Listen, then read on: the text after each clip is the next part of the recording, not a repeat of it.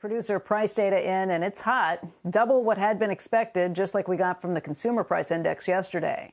Rick Rieder is chief investment officer of global fixed income at BlackRock and the head of the firm's global allocation team. He oversees $2 trillion. That's right, $2 trillion in fixed income assets. And Rick, how are you feeling after these last couple of reports were a little hotter than a lot hotter? Yeah, I mean, listen, I think I think we were on the show, we were talking about, we're keeping some powder dry around these markets. I think, I was listening to what Rick and Steve were saying. Listen, I think policy, I know we've talked about it on your show. I think we need to taper. I need the amount of liquidity that's gone into the system has been immense.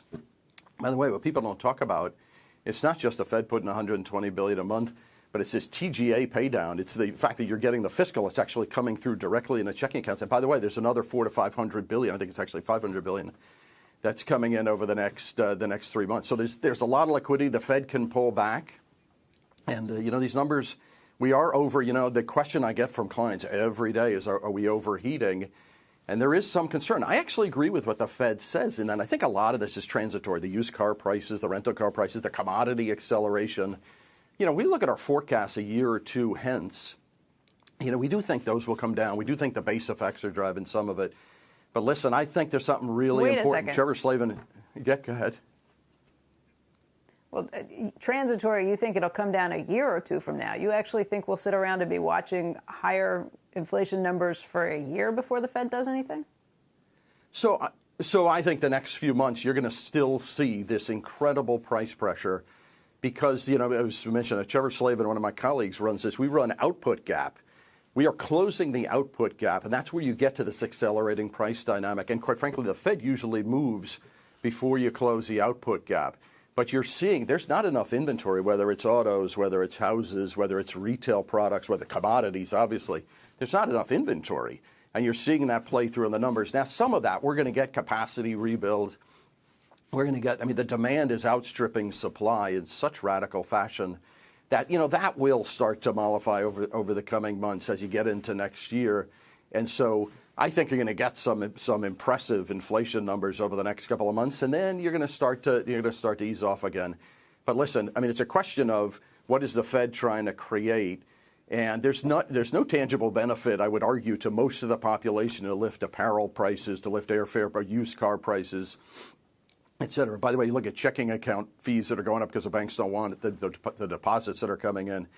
Anyway, I do think you're going to get some higher inflation. I think the Fed is right in transitory, but I think Steve Leisman described it exactly right. System doesn't need, it's not creating any more jobs to put this much liquidity into the system today. The system has plenty of liquidity. And by the way, I would just throw out one last thing. Tapering is not that scary an event. We looked at, with the taper tantrum, if you look at what happened to employment afterwards, you're going to have the stock market afterwards. Markets digest it, and it's actually not that scary. In fact, if you tapered, by continuing to buy longer-end assets, longer-end treasuries, you can keep long rates down, which is much more important for mortgages, for corporate borrowing, et cetera. So I think they need to do an elegant form of tapering. And like I say, the economy, we won't create any less jobs because we do that. And the markets, by the way, will realize it's the right transition. So you think the Fed is right in that the inflation is transitory, but you think they should be acting to taper, especially in the short end right now? Absolutely. No, I think a lot of their commentary is right. And I think what they're pointing people towards is some of this is a near-term reopening shock. When you accelerate vaccine, when you create this much fiscal stimulus on top of the monetary stimulus, you get this explosive that nobody in any generation has seen before. You get this explosive. So let's take a step back and say how much of this is just a reopening dynamic. Okay, but then you take the other side of it and say, okay, that is true. However, you can start easing off. We shouldn't be in the same emergency policy conditions we were 9 months ago, 12 months ago. We didn't have a sense for what vaccine would be. We didn't have a sense for the size of the fiscal stimulus coming in. This policy was incredibly appropriate 6 months ago, 9 months ago. What the Fed did a year ago was brilliant. Absolutely should be given historic credit for what they did a year ago. Now we could move off of emergency conditions and start to evolve in a pragmatic way, and markets will love that. Shepard Smith here. Thanks for watching CNBC on YouTube.